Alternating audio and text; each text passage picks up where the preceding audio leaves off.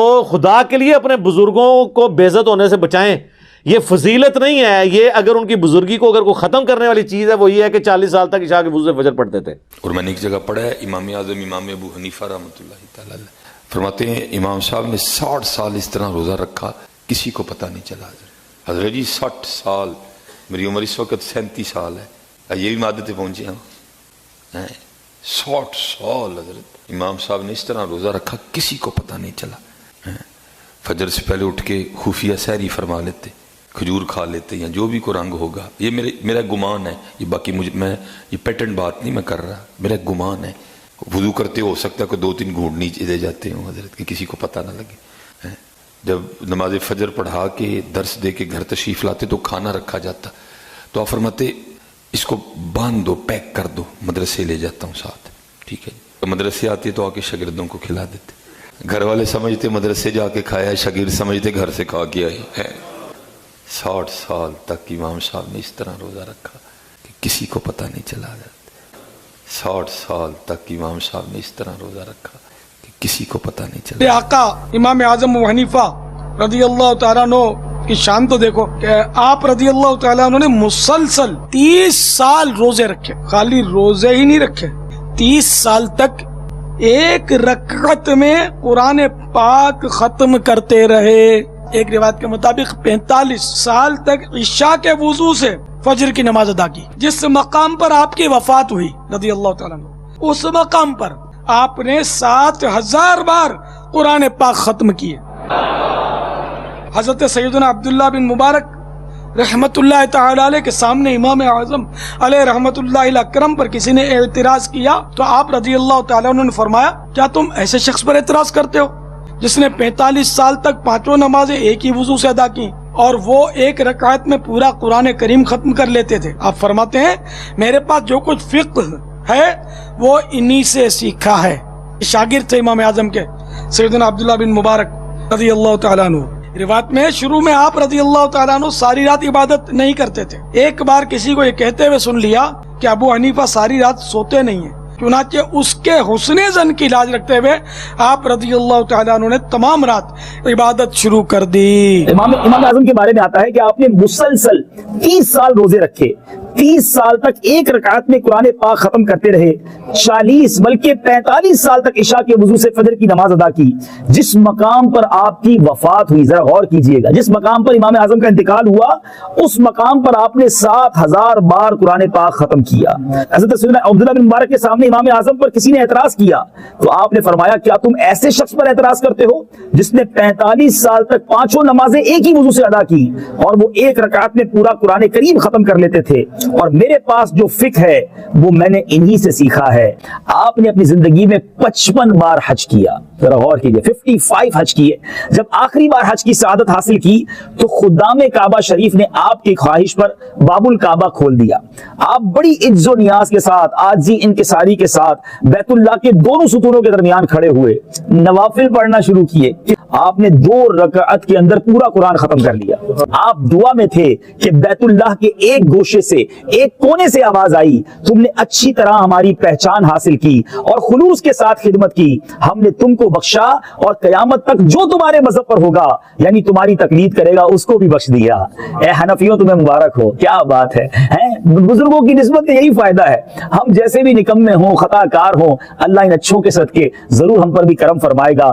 حضرت سیدنا مسعر بن کدام رحمت اللہ تعالی فرماتے ہیں کہ میں امام اعظم ابو حنیفہ کی مسجد میں حاضر ہوا. کہتے دیکھا کہ نماز فجر ادا کرنے کے بعد آپ لوگوں کو سارا دن علم دین پڑھاتے رہتے. اس دوران صرف نمازوں کے وقفے ہوتے. بعد نماز عشاء اپنی دولت سرا یعنی پھر مکان شریف پر تشریف لے گئے. تھوڑی دیر کے بعد سادہ لباس میں ملبوس خوب عطر لگا کر اپنا نورانی چہرہ چمکاتے ہوئے پھر آ کر مسجد کے کونے میں نوافل میں مشغول ہو گئے، یہاں تک کہ صبح صادق ہو گئی. کہتے اب مکان پر تشریف لے گئے، پھر لباس تبدیل کیا، واپس آئے اور نماز فجر ادا کرنے کے بعد گزشتہ کل کی طرح عشاء تک تدریس میں مصروف ہو گئے. میں نے سوچا کہ آپ بہت تھک گئے ہوں گے، آج تو ضرور آرام کریں گے، مگر دوسری رات بھی یہی معمول رہا. تیسرا دن اور رات بھی اسی طرح گزر گئی. میں بے حد متاثر ہوا اور میں نے نیت کر لی کہ ساری زندگی ان کی خدمت میں رہوں گا. چنانچہ میں نے ان کی مسجد ہی میں مستقل قیام اختیار کر لیا. میں نے اپنی مدت قیام میں امام اعظم کو کبھی دن میں کبھی روزہ اور رات کو کبھی عبادت و نوافل سے غافل نہیں دیکھا. جی ਇਹ ਤੇ ਬਜ਼ੁਰਗ ਵੱਢਣੇ ਵਾਲੀ ਹੈ ਗੱਲ। ਬਜ਼ੁਰਗਾਂ ਨੂੰ ਬਚਾਣਾ ਹੈ ਤੇ ਇਹ ਕਿਆ ਕਰੋ, ਰਾਤ ਨੂੰ ਸੌਂਦੇ भी सन ਤੇ ਉੱਠ के नमाज भी पढ़ लेंदे सन। ये ना कोई शाह ये बताते हैं करतब उनका, ये करतब ही है ना। इसी तो हम अर्ज करते हैं कि मरने से पहले ए मुसलमान कर ले इस पे गौर, किताबों का खुदा और है, बाबों का खुदा और। ये बाबों ने तो पता नहीं किस खुदा का तारुफ आपको करवाया और ये फजीलत बता रहे होते हैं। एक और हदीस है बुखारी और मुस्लिम दोनों में, हजरत अब्दुल्ला बिन अमर बिन आस की बीवी ने हुजूर को शिकायत भेजी कि ये जो आपका सहाबी है ना, ये मेरे हुकूक पूरे नहीं करता, ये रोज़ाना रोज़ा रखता है और रात को भी पूरी रात इबादत करता रहता है। तो नबी इस्लाम ने उनको बुला के पूछा कि ए अब्दुल्ला, मैंने तुम्हारे बारे में ये सुना है, क्या ऐसा ही है? उन्होंने अर्ज की या रसूलल्लाह ऐसे ही है। वो तो एक्सपेक्ट कर रहे थे हुजूर कहने यार इधर आना जरा जफ्फी पा, तू से ही निकले हैं मेरे साहबा विचों। हाँ फरमाया अब्दुल्ला, अगर ऐसा करोगे पूरी रात जागोगे तो तुम अंधे हो जाओगे, तुम्हारी आंखों का भी तुम पे हक है, तुम्हारे जिस्म का भी तुम पे हक है, तुम्हारी बीवी का भी तुम पे हक है। फिर नबी इस्लाम फरमाया देखो मैं भी तो एक लाइफ जिंदगी गुजार रहा हूँ ना, मैं रात को सोता भी हूँ, उठ के नमाज भी पढ़ता हूँ, नफली रोजे रखता भी हूँ, छोड़ भी देता हूँ। उन्होंने कहा या रसूल अल्लाह मेरे अंदर बहुत ताकत है, मैं अल्लाह की इबादत कर सकता हूँ, तो मैं तो रोज़ाना रोज़ा रखूँगा। आपने फरमाया कि जो रोज़ाना रोज़ा रखता है गोया कि ऐसा है कि वो रोज़ा रखता ही नहीं। चलो जीरो।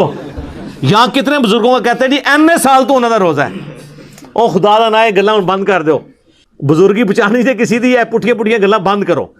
आप फरमाया जो रोज़ाना रोज़ा रखता है गोया वो रोज़ा नहीं रखने वाला। फिर आपने फरमाया कि महीने में 3 रोज़े रख लो, ये गोया ऐसा है कि तुम हमेशा रोज़े रखते हो। उनका या रसूल अल्लाह मेरे में इससे ज़्यादा ताकत है।